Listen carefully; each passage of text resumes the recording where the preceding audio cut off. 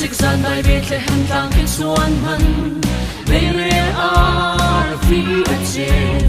Mi chuan ni tang mi phim pathum na shoi tu Bethlehem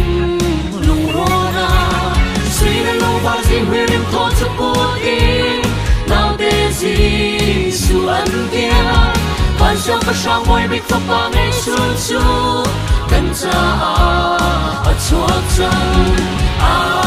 sang big fa na Pa chen thang charin Do mi ang na Hi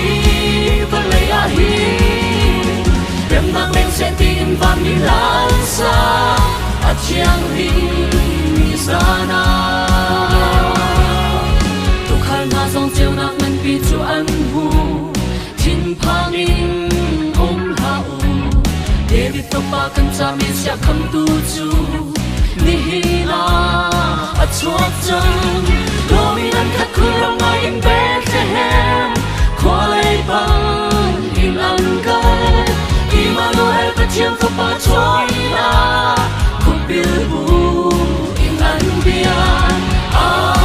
sang big fa na Pa chen thang charin Do mi ang na Hi va lay a hi Rem mak leng se tin van mi lan sa At chiang rin mi sana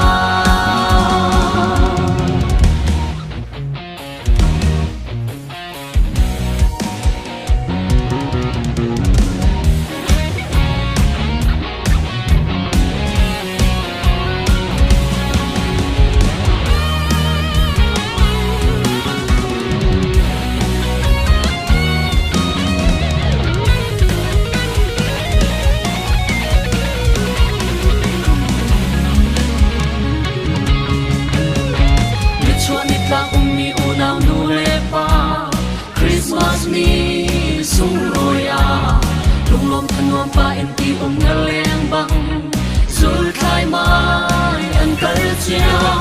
at khum to ke at khum chin chan Bethlehem pa Christmas long nga ni su chuan ni tang le zan khu dai zong kan chim lo chuan ni long nga ni su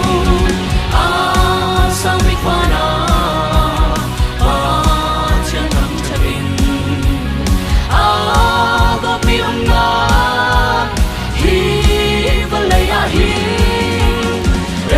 sẽ tìm van mi lan xa at chiang rin mi sana như tim hoa băng lạc sông em thô cần ngay lâu cần bất chiang kẻ sông hà như chuan như tak chắc lệ khang y áo mi hồi con đốt na ra Christmas lạc sông khát ra chẳng biết chéo gì suốt chu man sung a si Hãy chém bên nông Bible sẽ chém qua si anh cha nung na cái si sang big fa na ba chém thằng charin đốt miệng na hi va lay a hi rem nak leng sẽ tin van mi lan sa at chiang rin mi zana sang big fa na Pa chen thang charin đốt miệng na Hi va lay a hi Rem nak leng se tin van mi lan sa